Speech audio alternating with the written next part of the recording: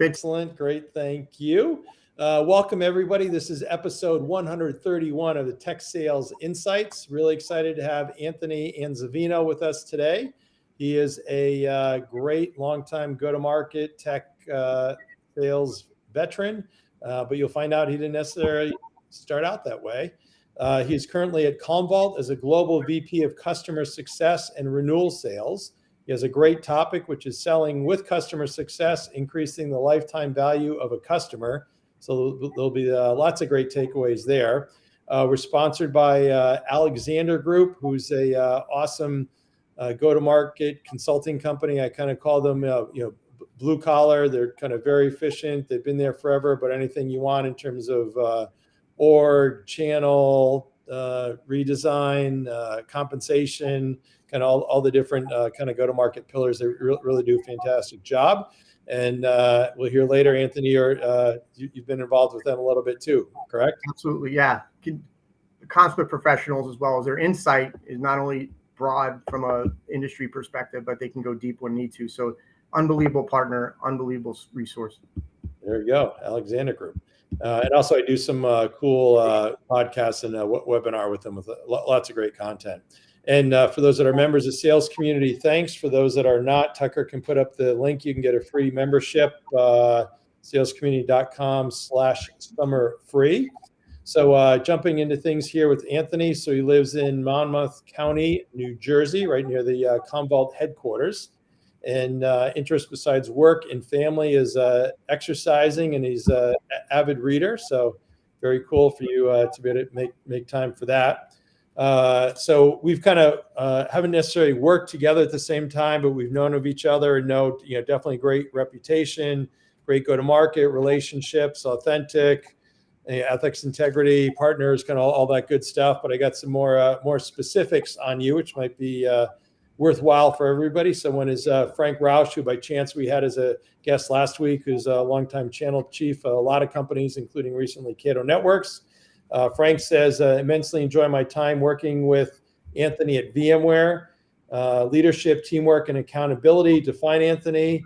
He's a sales leader that understands and leverages channel and other cross-functional organizations. Wish him tremendous success at Commvault, working alongside Sanjay and Ricardo. Ricardo, who's CRO there, another fantastic leader. Spoke to yesterday, actually. Says Anthony's probably one of the most client and partner-focused executives I've ever met and managed.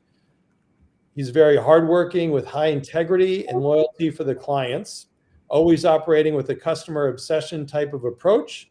He also scored as top-rated manager of our internal employees anonymous survey for 2 years in a row, quoting him as humble and a passionate leader. Very cool. You're also, according to Ricardo, a data maniac, so I'll have to ask you about that later. Very strong operationally, and his governance skills combined with strategic vision, overall an A-plus player that every organization will benefit from. So you got to make sure you put that in your resume file, huh? Yeah, consider that done. This recording's going to stick. There you go. So if we jump into the questions here, Anthony, so maybe start off with maybe your first job. Undergrad, you're at East Stroudsburg University, Pennsylvania. Graduate school, College of New Jersey.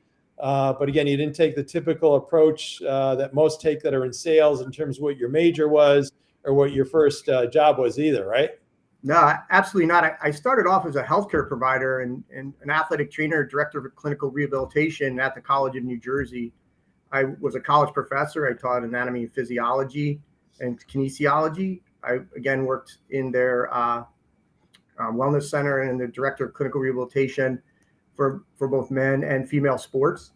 So it gave me a really great understanding, not only of, learning, but how to apply it and to, customers, as well as really our overall patients. And one of the key learnings I got from that, Randy, was the ability to listen. So yeah, really, really unique. And over time, I realized I like the business side of medicine more than the medicine side of medicine. So it propelled me into my next step and how I got into business and IT sales. Awesome. So what was your career progression from there? Yeah, so I worked in the medical field for about 1 year, and then I moved to EMC from a first technology role. And I was able to get into EMC because I earned a healthcare sales rep role in the commercial division at EMC. So although perhaps my knowledge of IT wasn't as strong yet, it was really a great understanding of the industry. So industry knowledge, industry expertise, and then with a great training and development program they had at EMC, I was able to come up to speed very quickly. So understanding our customer has always been my main priority for success, and it continues today. Awesome. So when you had that first sales job at EMC, who kind of in particular made a big impact on you in terms of learning sales?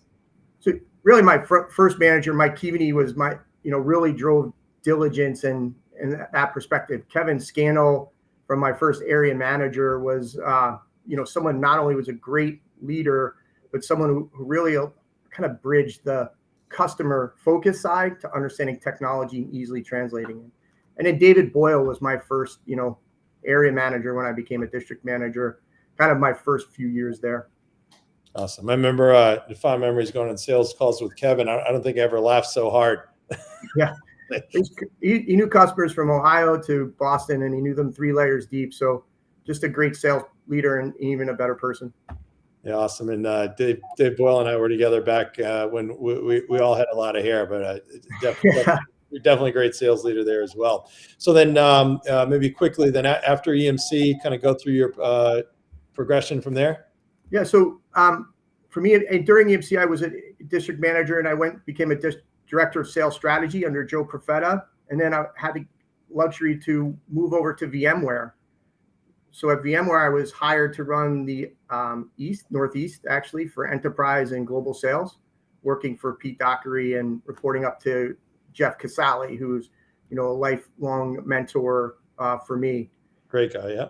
Yeah, so over my tenure at VMware, I started off running the Northeast, and then had the opportunity to take over the Eastern Seaboard, which would have been Northeast and Southeast together, and became a DVP of the East for enterprise and global accounts over my 4-year period there.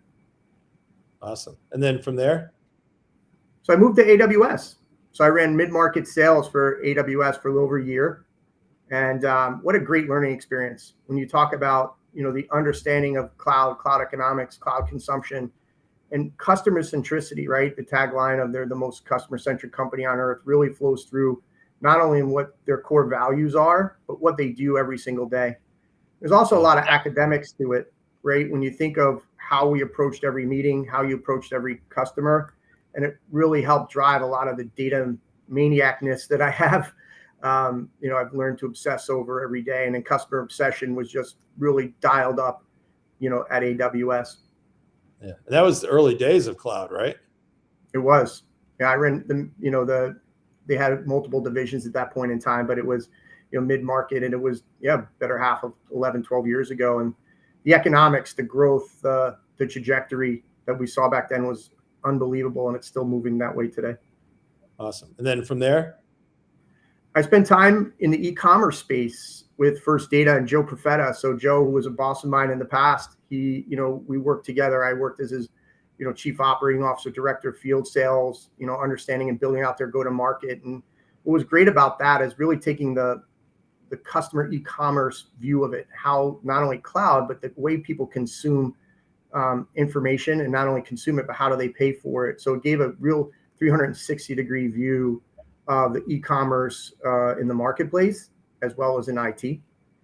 And then from there, I moved to Veeam, where I worked there for over 3 years, running their mid-market commercial division, SMB, and at a point in Canada. So out of the North American sales, reporting up into, Peter McKay was a CEO at the time. And, again, another tremendous leader, tremendous person and mentor. Yeah. Then you have Ratmir too, who's always awesome, right? Oh yeah. Right. Ratmir is a pioneer and a world-class thinker when it really comes down to not only building software, but at the same time understanding, what customers need as well. Yeah. And then you went then Veeam to Commvault? I did. Yeah. And, again, Commvault was a great opportunity for me to build something, great within a great company in a different role. Right. So, with, Sanjay Mirchandani, as well as Ricardo, and David Boyle, all here at Commvault. It gave me the opportunity to work with and learn again from great people in an entirely different role, an entirely different environment. And me about it, and I'll talk a little bit later, is I'm always trying to learn something new. So this was, a whole new role, a whole new opportunity for me. And since now I'm in the customer success renewal space. So that's awesome. Been awesome. Yeah. So amazing career. Congratulations for sure. So if you look back, any kind of one or two things in particular that you think has really been pivotal to your success? Yeah, I would say first was learning, not only self-learning, but having the strength through humility to ask more questions. I found early on in my career, those who ask more questions learn more and learn faster. So it takes a lot to make that role of, I'm going to outwork everybody in the room, which you can still do, but be humble enough to where you can ask questions, learn to fail fast and fail forward. And especially if you do it for, the greater good, the benefit of your customers and the benefit of your market and your peers. So once I got through that, strength through humility, I was able to learn at a much greater pace. And it gave me a different perspective of what success looked like for me. And then how can I help others? As always, right? What am I learning that can help others, whether it be customers, peers, mentees, mentors in my career? And then again, it also knocked down the barriers of fear to learn. So I felt that there's really nothing that can't be taught that I couldn't learn. If you're humble enough to take the time and work hard enough to put the hours in. Awesome. And we have a comment from Dean. So thanks, Dean. So for any of those watching along, I should have mentioned before. So feel free to ask questions, make any comments here along the way. And we got Tucker behind the scenes helping. Thanks, Tucker. And we'll pull it up. So Dean says Anthony is the best. He mentioned being customer obsessed, but I got to say maybe the best partner advocate I've been around. So if we segue to that, so what do you think are your strengths when it comes to the kind of notion of partnering? And we had Frank Rausch on last week, who obviously said great things about you, who was his life has been in the partner side and channel side. So one of the things I learned from Joe Profeta, he always had three common goals. First was motivated, knowledgeable employees. The second was customer satisfaction. And one of the things I learned early on in my EMC days was it's customer and partner satisfaction. I've always heard a lot of sales reps say, I want to be viewed as a partner with my customers. But I always thought it was even better to think of your partner as your customer. So I really combine the two, right? And anytime I go to market, your scale is with your partners, your understanding of their skills and their strength, and thinking of their outcomes and learning their understanding of what their business model looks like. So it's not just revenue for whatever vendor I work for. What is the margin profile? What is the profitability profile? So, I would always look at scale. I built my business to do 300%, but I'm only one person. So I'd always take the idea of I wanted to view my partners as a customer the same way and give them the same passion I did for my day-to-day customers. And it's always paid off. Awesome. It's a great way to divide and conquer. Right? I never understood it. You have some reps who say, "Oh, I don't want to, I don't want to, work with any partners." And they say, "Well, geez, I need pre-sales resource. I need this resource, that resource." I'm like, "Okay, so you want to hire some SEs or SAs? Yeah. How many would you like?" "Well, one would be great." "How about 20? It's like, how'd you do that?" "Like, go work with friggin' partners." It's like, all right. Yeah, it's the greatest formula. And again, taking the time to learn their subject matter expertise and putting them in a position where they'll be successful versus think you can, put them in any situation. And I always also talk to current reps and others when I ask them, how do you scale with partners? One thing you may want to think about, in order to get the value add, you have to have a value ask, right? You can't just assume that something's going to happen. So be specific, understand their business, understand their expertise, and work on their behalf. So awesome. And then Justin said, yes, all about asking questions and outworking everyone. And I won't ask you to comment, but, I know from talking to friends that kind of, outworking and work ethic and all that stuff seems to be almost a lost art, unfortunately, with some of the crazy younger generations. But anyway, and then Justin says, I like all of Anthony's principles. So thanks for that, Justin. And then a LinkedIn user says, great man, great leader, and great coworker to learn from. So LinkedIn user, if you want us to know your name, feel free to let us know. And Tucker is just chatting, saying Chad Blackwell. So Chad, thanks for those great comments as well. And Chad, feel free to ask any questions as well here. So awesome. So, for folks again that are watching, if you want to comment, ask questions, please feel free. So tell us maybe a little bit more about Commvault. So you really take a look at Commvault's trajectory, right? It's got a tremendous history, 26-year history of being a leader in the Magic Quadrant from a Gartner perspective. But one of the things that we're really making huge movement in, especially you see our transition from the traditional data center, tier 1, tier 0 data protection into the hybrid cloud data protection workloads, right? Our movement with Metallic and the meteoric rise of Metallic in the SaaS market. Our ability to ultimately protect any workload on any platform at any time is really starting to see and really help our customers move to one platform. In the data protection market, a lot of our customers have multiple data protection platforms. We're able to help our customers see that one platform, one pane of glass. And Commvault's innovation is second to none in this space. So it's an exciting rocket ship, both with our traditional software business as well as this meteoric rise in Metallic. That's awesome. So certainly been around, lots of customers, Magic Quadrant leader, but everything's good. Any challenges that you have? The challenges that we see is really simplifying the complexity of our customers, right? We deal in the high enterprise customer as well, all the way down through the SMB with our SaaS-based offering. And although the challenges are different based on size and scope, how are we simplifying that complexity? And it is really, we have a great technology platform that's been proven over 26 years. We're helping our customers financially change and manage their infrastructure. So not only on-prem, but helping them with their cloud-native backup and really reducing overall costs there.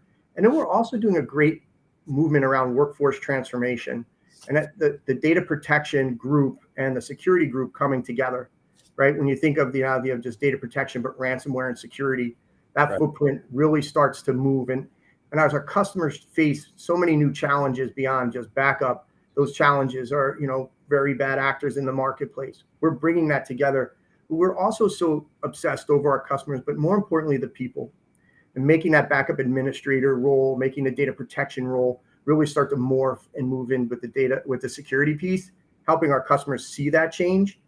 Right? You kind of think back where VMware was, right, Randy? We had a server admin move to a VM admin to a cloud architect. Right. That transformation of people in the marketplace is something we're driving and helping people better understand, because that's a big challenge for CIOs today is really how are they helping their talent develop to meet the needs of the market and the threats of the market as that. Yeah, absolutely. So we have, where are we here? So I guess I'm going to assume it's Chad says, Anthony has really challenged me to work better with his team for the greater good of our customers and our partners in renewals and customer success. So out of curiosity, if Chad, what type of role is he? Chad's our VP of partners in the Americas. Oh, awesome. Cool. So great partner in crime there. So very, very cool. And then I always forget if it's Denny or Denise. I know him. Dennis. Yeah. Great person. We worked together a bit at Veeam. Anthony's programmatic approach to driving business, holding teams accountable, and creating not only great external, but also internal partnerships, and his business motivates everyone around him to succeed. So lots of great comments there. So, I think a lot of times, externally, people always think about, partnering and things that you could do there. What do you do that's special in terms of these internal partnerships, and why is it effective? Scale. Again, it's the greater good. When I think of the three business goals I always have, the first one is motivated and knowledgeable employees. And how can I help be more successful in the role that I have, but at the same time, never asking something of someone without understanding what their goals are, right? So what I do today, how does that help impact our partners? Dennis was one of my greatest, SC counterparts. How can I help his team be more effective? So when you're thinking of others and their success and how it can contribute to the greater good, it really builds common goals. And having common goals amongst all the group really starts again to bring scale, bring focus, bring execution in that, to solve any problem or obviously to crush your number. So it's been always for me, motivated and knowledgeable employees and people are the number one asset in any company, and it should be the number one goal of any great leader. Oh, awesome. He mentions, holding teams accountable, but especially in this kind of virtual world, any things that you're doing kind of different and better now than you might have done pre-COVID? So it's communicating common goals, both short and long term, right? And again, being more proactive in what's working and what's not. How do you fail? Are you failing fast? Why aren't you hitting your goals, right? But it's really rock solid goal setting and goal accountability. If you don't know where you're going, any road will get you there, right? So we would put those goals together, whether it's gross renewal rate, it's net retention rate, it's NPS score, and then really asking feedback from the people you're looking to hold accountable. But make no mistake, these are mutual goals we agree to. You either do it or you don't. Why aren't you getting it done? And if, as a leader, if you're knocking down obstacles on people's behalf, they'll run through walls for you, right? But hopefully you're knocking those walls down so they can sprint past you. So I'm always looking to set common goals as well. And again, holding people accountable for proactive things. Hey, did you do your training? I always like to think of training for performance and developing for longevity. So when we do a training, we put a revenue number to it. So if we're going to learn about Office 365, outcome of that training is we should be able to drive $8 to $10, $12 million of revenue, whatever that number might be. So we train for performance and we develop for longevity. So giving people their career vision, right, allows them to feel welcomed and drive towards that execution. Same way you would give vision to a customer with your product set and your portfolio. Awesome. And Chad chimes back in, says, Anthony, can you talk about the integral role of the partner within the evolution of booking a deal to consumption, expansion, and renewal? So there's a lot there. So if you think about, so talk about the partner within the evolution of booking a deal to consumption. So when you land a net new customer, that's not to me, that's day one of the renewal, but you want to make sure that customer, and especially now where licensing type has changed, right? We've moved from a perpetual world to a subscription world to a SaaS cloud-based. And the number one thing that gets, I would say, highlighted is time and the value of time. So you may have a 12-month term. So you have to get that customer, the time to onboarding, time to adoption, time to second purchase, right? Partners are so important in that discussion, right? So when you book the renewal, where are they at in their consumption curve? Why aren't they consuming it fast enough, right? Are they having trouble? Do we need to train them, right? So really being diligent, but letting the customer know over the next 12 months, at month 3, you really should be here. At month 6, you should be here. But setting that clear vision and expectation with the customer so they understand when they're going to see the value of what they purchase. Now, I also learned a great lesson. You can't tell customer value. Your customer tells you when their value is based on your product, right? So from a data protection standpoint, data protection's been around for 30 years. Customers been backing things up. Now, unless they're backing something up for the first time, then they find value in it. But especially in a SaaS-based world where you're not leveraging current infrastructure on-prem, you don't need to see the server or network or storage person. You could purchase much more rapidly. The time the value of second purchase becomes for the customer, wow, what a great, easy way to do business. So for me, partners are the foundation and they're the front line of the customer relationship. Awesome. Any recent positive experiences with partners you want to give shout outs to? All of our go-to-market partners are fantastic, right?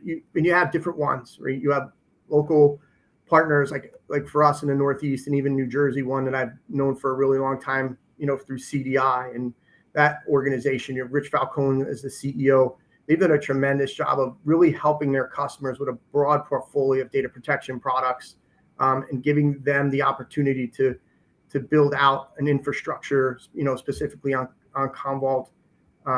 So CDI as a tremendous local partner on the East Coast and Eastern U.S. And obviously we do so much great work with CDW and SHI and Insight, but all of our partners are great and again bring value in every transaction. Awesome. Yeah, I knew CDI back in the Eric Baker days. Yeah, Eric, tremendous. It's funny, Rich and I have known each other. I think my first opportunity I worked at EMC with was with CDI, and Rich was part of that first customer interaction. So I've known him for a long time, and what a great organization. Yeah, and I mean all three of them, right? CDI, SH. I mean, Ty's done an amazing job with SHI. Chris Corley, now kind of running things at CDW. Insights. Yeah, amazing. All those companies. So, all right. Well, again, thanks for the questions and comments. Keep them coming. So we have our title topic: selling with customer success, increasing the lifetime value of a customer. So. I know from our prep we're talking, but it's actually customer success is actually a board level discussion at Commvault. It is. And, we have Allison Pickens, who one of our board members who has been the COO at Gainsight, who has really helped shape, not only my vision from a customer success standpoint, but understanding and deep knowledge of it. And because you're building out this customer journey and stages standpoint, right? It's so important because it drives not only revenue, but more importantly, customer adoption at a rapid pace. And especially when you make the tremendous transition that Commvault has made, right? When you think about from a licensing structure to a SaaS, and if you look at our numbers last quarter, we crossed the $100 million mark, right? You think about that. That's unprecedented in any SaaS-based business, specifically one within a data protection company like Commvault. But understanding our customer and clearly articulating to our customers how fast they can adopt this product, how quickly they can onboard it, how quickly they can adopt it, what are the better use cases, and customer success. Even if you're selling it, that vision gives great understanding. So our board is really great insight and has done a tremendous job of helping us expand our vision for both landing new customers, expanding new customers, and driving world-class renewal rates. Oh. So if you think about the lifetime value of a customer, when you kind of land that first deal, do you do anything special to say, okay, hey, here's kind of how we're going to be projecting that lifetime value based on any metrics? Yes, we're very clear on it, and we are obsessed over time, right? We work with our customers to get them to not only activate their licenses, but onboard that customer and in a significantly, I would say a world-class time frame that we put upon ourselves. So we expect every customer to be up and running in, say, a 30-day period. And then we try to get them to a comfort level and adoption in a 60-day period. And if I use rough numbers, it's not the same for every customer, but we define what that success looks like. And then make sure they fully understand, what their next view of their product could be. Right? Is it what their current use case is? If it's Office 365, right? Are they comfortable with that? Are they willing to let us understand and work with their VM counterpart so we can start to leverage, Metallic for their VM footprint? And then ultimately, whether it's Salesforce.com backup, if it's ServiceNow, any of those product sets. So we clearly define to a customer when they purchase what it's going to look like in the next 12 months or the term that they have. And again, for the customer, we always ask, when have you found value with the product? And again, it always becomes different. But because, Randy, we built these stages of onboarding, adoption, all the way to expansion timeframe and renewal. And expansion is more important to the customer than it is really internally, even though it has every CRO will say, I need to land, expand, or renew. Expansion is important for the customer of the product they have because, again, scale. You never want to run up against the window of, hey, I'm out of capacity. So we're proactively talking about it. We don't always have to sell them something. We could right size their infrastructure, right? You say, hey, by the way, you're over allocated because you're using additional seats for something, and let's reduce those seats. So it doesn't always have to be a sale. It always just makes sure you're driving a great customer vision. So we do look at not only gross renewal rates and net retention rates like everyone else does, but an NPS score, right? To make sure our customers have a very positive experience. And obviously we look at a revenue number. So the customer value allows really us to dive deep. And the last piece of that is because we look at it at entry and exit points and we define time, we know if a customer spends too long of a time in a certain area, what their renewal rate could look like. So when we talk about being a data maniac, I could go back in and say, wow, what didn't we do right? Did we not, was it not a budgeted project? Did we not educate the customer fast enough? Right. So again, talk about data, then taking that data and making the experience better for not only one customer, but all of our customers. Awesome. So given Commvault's 26 plus years old or young, you've had kind of legacy, kind of on-prem business, customers are used to, kind of, I'll say, one-time license. Now you have the whole kind of migration to the cloud. So kind of how does that consumption model change with what you do, relative to customer success? Yeah, so you think, and even with renewals, more importantly, you think about, we look at renewals as an ecosystem. As our perpetual customers start to come to renew, they're asking us, are there different models by which we can consume your product? And the answer is obviously yes. Because we have subscription-based software, we have a SaaS-based platform, we give flexibility to our customers to give them the type of consumption model that they're looking for. Some customers do want to stay with a capital expense in that infrastructure, but once we move them to a subscription, our obsession over time, right? Because now it's a time-bound contract, right? We're able to give them that transition, and even customers to say, I'm not ready to move to a SaaS-based platform yet, but I'd like the idea of moving to subscription. So you start as a perpetual customer, you can move into a subscription-based customer, and over time, move into our SaaS-based, consumption model. So by showing them a clear vision over 12, 18, 24, 36 months, really separates us from the marketplace, compared to our, competitors and the rest of it. And it gives our customers a clear transition. And it also ties into their overall architecture, Randy, right? Because we can write to any platform at any time, we can help construct the next generation, no compromise architecture.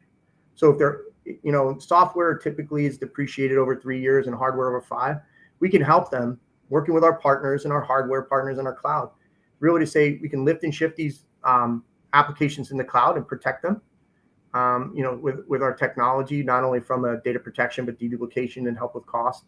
But we can also help them reshape what their on-prem looks like. So we move outside of just the software and the type into an entire architectural discussion that simplifies, the technical debt that sits on the floor today. Awesome. So customer success and renewals, obviously always associated with, I'll say, follow-on business after that first sale.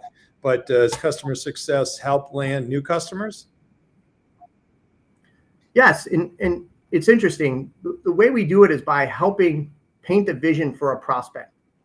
When you're talking to a prospect today and that you're building that relationship with them, a lot of times sales reps and sales SEs will bring in customer success to walk them through, when you purchase, this is what it's going to look like, painting that clear vision for them. And so we're able to ask questions. Have you had SaaS-based? What are your SaaS-based applications today? Have you used SaaS-based data protection? What's your idea? Well, what's your timeline for the project? So you start asking the customer their timeline for the project. Well, I'm really not going to have it ultimately for 6 months, but yet it's being forecasted for this quarter. We ask questions. Do you have someone who's in charge of the project? So we're able to paint that picture and bring comfort to the customer, knowing that it's not going to be sold and left, that they know exactly how it's going to be implemented. And we'll always have the person who's going to be onboarding or adopting it, helping them adopt beyond that call.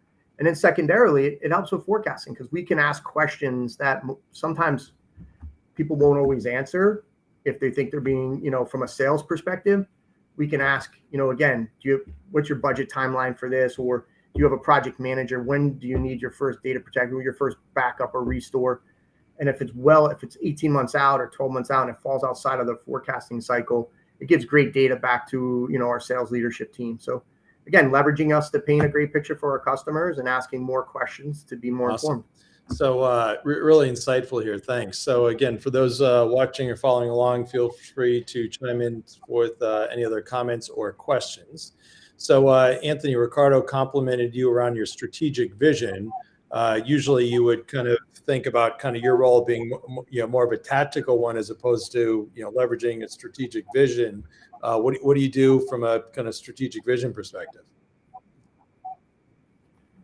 So I'm always asking. I'm always asking the question, what am I missing, or what could we be doing more for our customers, and painting that longer term 3-year understanding for the current customer. And I try to spend a lot of time learning about the industry, what I don't know. What do I don't know about data security? What I don't know about networking and cloud infrastructure? But I try to paint that vision and then validate it with my peers, right, against common goals. So if I know what 3 years looks like, we have to grow 25% every year for the next 3 years. How do we get there? And it's what product sets do we have? So it's hard to set short-term goals without setting long-term.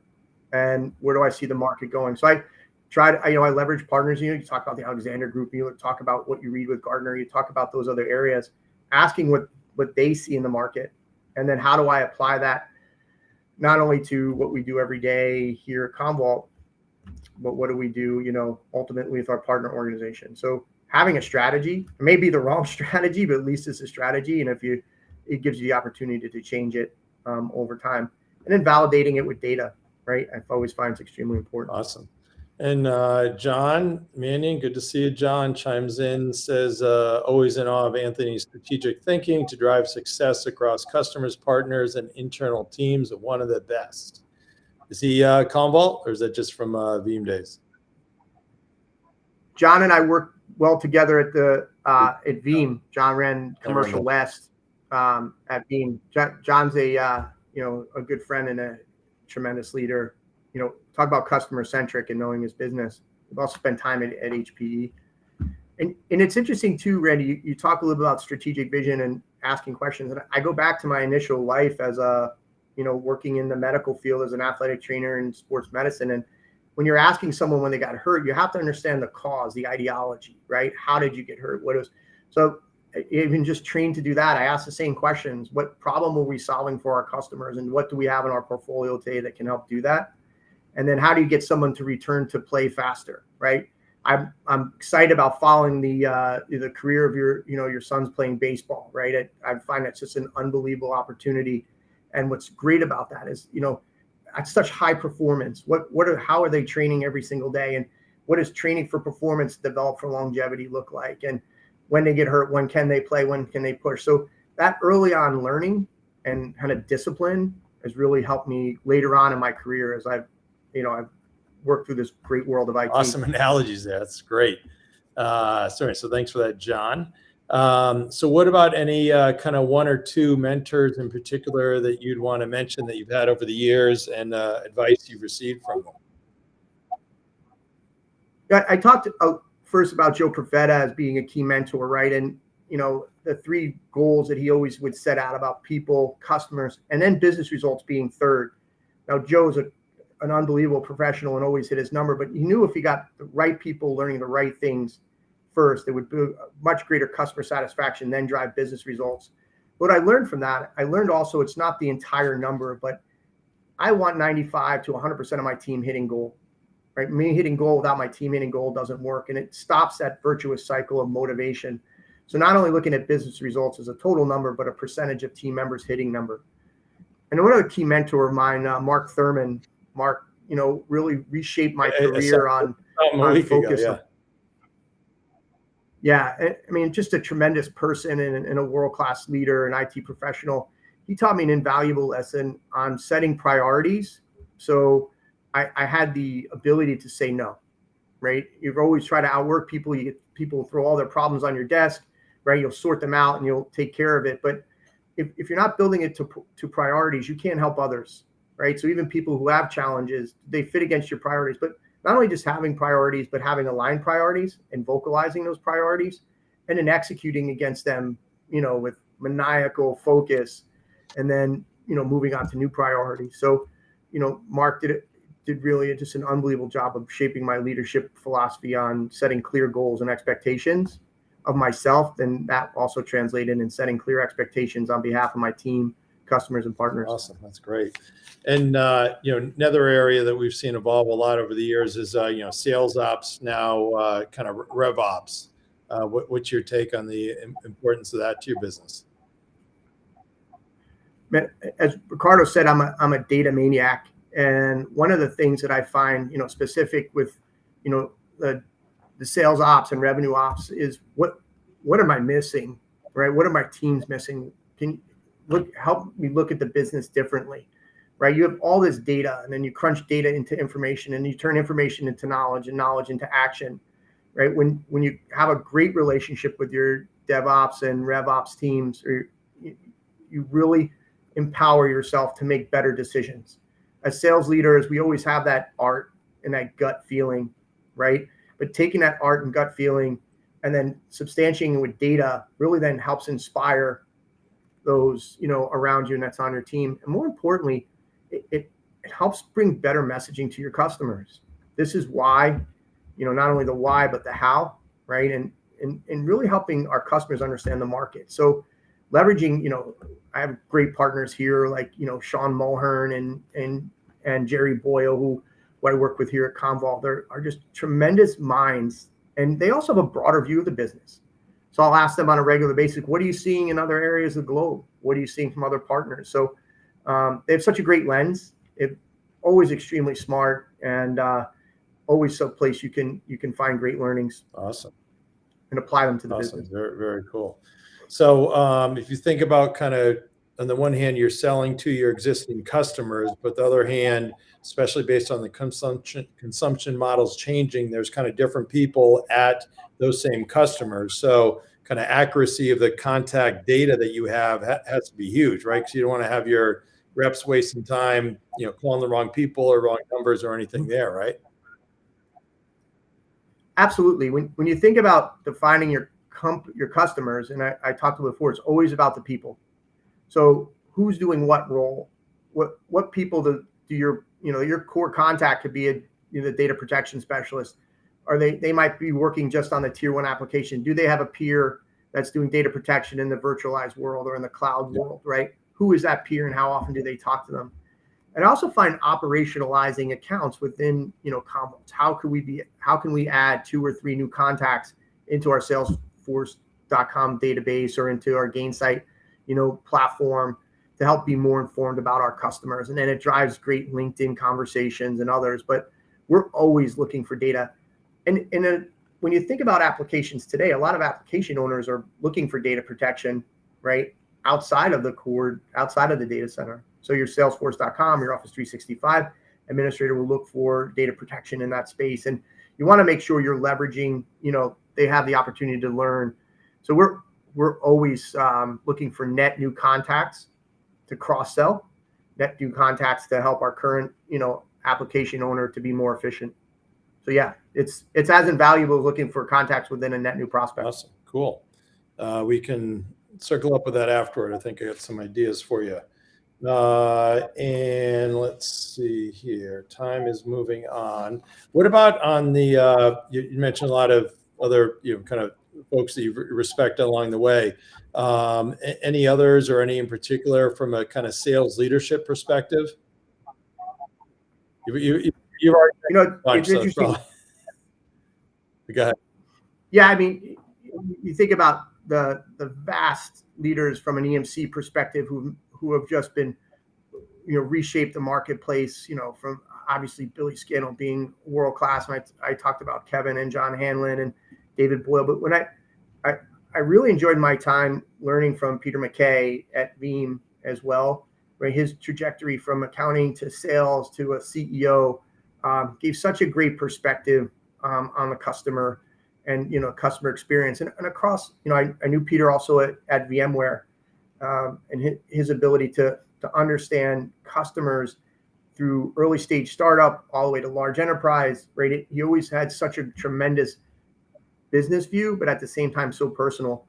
And then, again, about Jeff Casale. Jeff was a great mentor of mine at VMware, and his transition from a DVP in the Southeast and LATAM for EMC to the general manager of the Americas and to, the current success he's just served today. And just a great way to be personal and look at the business differently. And he embarked on me some great knowledge about travel, right? When you're going to a new place, how do you prepare for sales calls? How do you prepare for regions, right? Are you looking for information as you go into other parts of the country or into different countries? How are you preparing to do more, right? You can put an agenda to a meeting, but how do you put an agenda and knowledge to a trip so you're not asking the same boring questions? You feel acclimated as you go into new areas. So Jeff really broadened my eyes outside of the small scope of New England that I was in for the first 30 years of my life. So great leaders and great people to learn from. Yeah, for sure. And Jeff just had a successful exit with Mark Logic, where he's CEO, and Peter McKay has Sneak has been on fire in the DevOps space. What about on the CEO side? Any one or two leaders in particular you respect? Yeah, obviously, so our current CEO, Sanjay Mirchandani, has been, absolutely world class in really taking Commvault and making it, the culture that he's been able to build within Commvault. There's a lot of times where you can come to a company that's been around for 26 years and here's old Commvault, new Commvault. He did an unbelievable job of making Commvault one, right? Proud of your past and pride in your future. And he set a clear expectation for us moving forward and has done a tremendous job, here at Commvault, not shaping our software product for our customers, but building an entire company with Metallic within it. So great work by Sanjay, my current role. Awesome. Very, very cool. So you probably have some of your reps either, watching now or off hours will, watch kind of, today, kind of any kind of, one or two messages in particular for them. Yeah, I'm always consistent, right? How can I help you hit our common goals?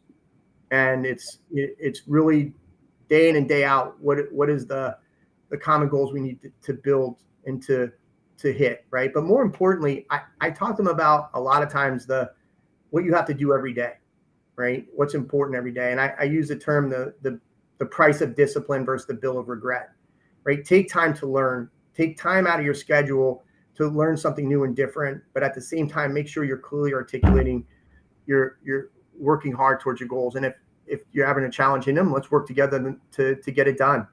And then again, to learn and always talk to a customer. There's never a minute or day that goes by where I might be, I might be old school, but you have to pick up the phone and call a customer. You have to pick up a phone and call a partner, right? Because we view those as customers. And even if you have nothing to say, perhaps how could you help? Have an ask, right? You should never leave a meeting. If you have no opportunity in a net new customer, you have no current opportunity today, and a partner, a great partner is very well versed in Cisco or HPE, maybe ask a question on their behalf, right? And you could throw them a lead, right? So there's always value in a customer interaction, right? Whether it's for you or for your partner ecosystem. So always talk to customers, always know what your goals are, what you're going to be doing every day to be successful is what I hope they've learned from me over my tenure here at Commvault. From a leadership perspective, asking for help is basic. I'm usually on these, I come up with different ideas for I might be old school, but that's definitely one, right? Because you have, you hear today all these, sales teams putting these QBRs, everything else, and I'll say to them, what do you get out of it? Well, nothing. We're just kind of reporting the news. I'm like, no. I was like, you should push back and say, unless I'm going to get something out of this, unless I'm going to get help, I don't know. You can go read the numbers, right? So, kind of authenticity and help that you provide, awesome. So, even the prep for that, Randy, to your point, like your preparation for a QBR, what are your goals coming in and coming out? I'm asking maybe the old school agenda for a meeting, whether it's a Zoom meeting or a customer meeting, what's that agenda look like? What's the value and the outcome and the follow-up, right? There's always fortunes in the follow-up, right? And those who follow up, I find, tend to drive more opportunity than others, but you have to prepare, right? One of the best people I've ever seen prepare for meetings is, an ex-coworker of mine, John Wartell. He works at CDI as well. He was a sales rep in the life sciences, became a district manager. No one prepared for a call like that like John did. And again, lots to learn. Really cool. And Jesse, who has her own awesome show, don't kill me, Jesse, I think it's Whiskey Wednesdays, says consistency is key. And Jesse, feel free to correct me if I am wrong on that, but awesome as well. So great. Time flies when you're having fun. You've been awesome. Really appreciate it. So, if I were, a rep in customer success or renewals, I certainly would love to work on your team. So, congrats for your success you've had, and definitely look forward to keeping in touch and seeing your success going forward. Thank you, Randy. really appreciate the opportunity. And again, being part of the sales community is awesome. So thank you so much for this, and look forward to thanks for being on the advisory board. Thanks to Alexander Group for sponsoring. For those that are not members of sales community, Tucker will get the free link up. And Tucker, as always, thanks for your help behind the scenes. So everybody have a great day.